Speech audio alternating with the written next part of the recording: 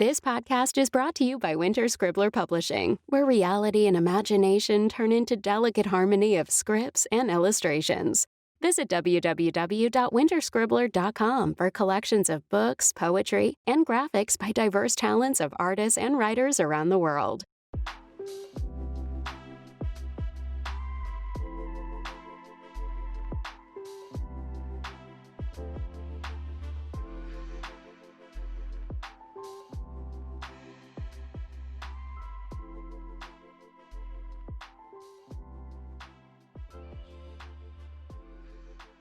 Before I go ahead with episodes and episodes of telling the stories of the poems I wrote in Masterpiece in Your Heart and my new book, I guess it is fair enough that I would talk about the only one guy whom I really feel like I like, or probably I was in love with during that time.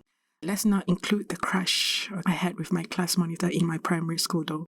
I guess to be safe we don't discuss that because I was interested in him in some way, but I don't think I kept thinking about him for years. This poem was written specifically about him around April 2014, called A Decade of You. A decade. It has been more than a decade. Seems there are still layers of you in me, though I had tried to peel off every minute of them. Every time someone mentions your name, I am speechless. Makes me smile. Every time I see pictures of you, my heart beats with no sense of rhythm. We never had been serious with this, not official. Yet it seems you are the only one I had my heartstrings on. Till this very moment. When I heard about your parents, it was heartbreaking. I could not hold myself. I then understood. A decade. I could not stand your tonality, your sarcasm. Those unpleasant words imparted to our friends. In spite of this, I was never treated the same like you treated them. Your status, your enthusiasm, your intelligence, your dreams, your hopes, your eagerness, your efforts in your interests. Your smile, that smile I knew, it was always different for me. Your support and excitement when I had the highest score on my math test. Your smiles whenever our eyes met. Those times you glanced at me when you passed by my class. Our exchanges of hi every time we were outside the teacher's office. The handshakes and wishes when we were the top students in our school. Those glorious moments. Then, the distance. I do not know what it was exactly. Me and my dreams. Me and my ego. Me and my fear. Me and my what-ifs. Me and myself. I am not regretting that I said no. Yet, I am still wondering if I had said yes. Those possibilities that I could not imagine. I tried to untangle my heart for someone else to get rid of all this and you over the years. I do not intend to turn back to apologize to say yes. I chose this way. Life, it says, one will meet with those who deserve each other. This was the last poem I wrote about this guy who studied in the same secondary school. He was my classmate actually for the first 2 years. I think of all guys, genuinely I feel like I don't mind if I ended up getting married to him. So when in secondary school, he's like one of the most hardworking guys there. Okay, before that, can I just say what I meant here, right? I believe my other guy friends are hardworking too. But since this is about a poem I wrote about someone, can you just give me some freedom to say something from my own point of view? I hope you guys don't mind. I hope if one day my other classmates who are guys listen to this podcast, they will try not to debate with me that they are too hardworking, alright? This is a poem written about someone I like, so I am gonna exaggerate here. This guy is like the most hardworking and smart guy in school.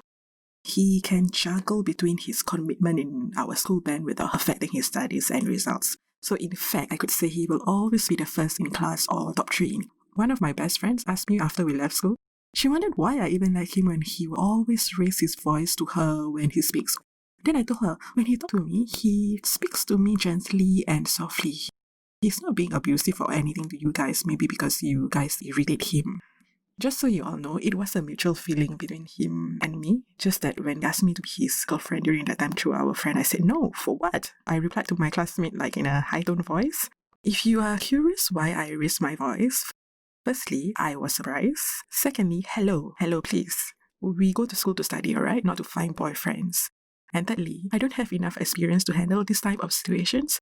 So, well, you can expect that kind of reaction from me.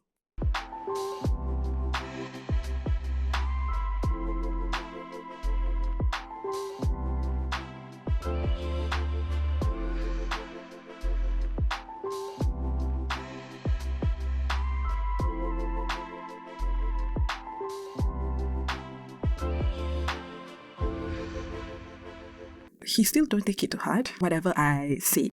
And we still stole like glances with each other or smile to each other when he passed by our classroom. Most of the time, I will find reasons to go to the third floor where the teachers' lounge are. Then we will cross paths. There was one year for our N-level exam. Both of us were the top 3 students in school. He was the first and I was the third top student.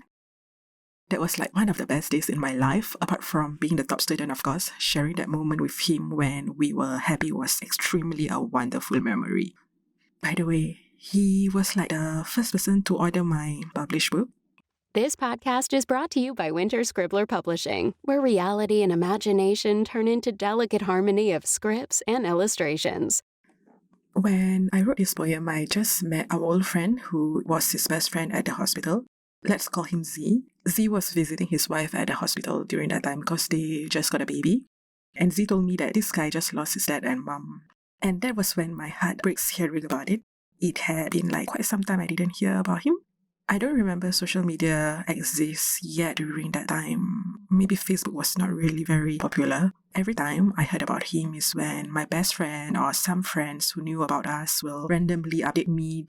That was a story from 6 years ago, and now we are comfortable to follow each other in Facebook and Instagram. I want to tell you a funny story on how I ended up following him in Facebook. I mean, we saw each other in Facebook under our mutual schoolmates' pictures, but none of us made the first move. Then one day, in the train, I showed my ex-colleague who is now a friend, Harry. Remember Harry, the one whom I went to India with? So I showed Harry his profile.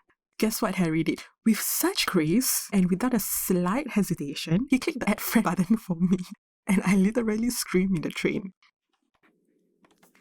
Basically, I can say that the universe works a bit weird.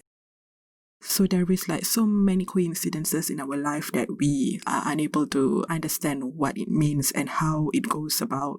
And for this case, I find that when we no longer have any interest in the person, we will end up seeing them at shopping centers or anywhere randomly. But when we look forward to cross paths with certain people, for decades, it never happened. To purchase a copy of the second edition of Masterpiece in Your Heart, visit Amazon.com or www.winterscribbler.com. For any feedbacks and questions, email us at winterscribbler@gmail.com. Alright babes, if you have anything that you would like to share regarding your experiences with women whom you were or are still attracted to, please do share with me. And if you don't mind me sharing to the listeners in our upcoming episodes, please do indicate it in the email just so I know which is only for my own reading and which can be shared to the others. Thank you for listening and see you all in the next episode.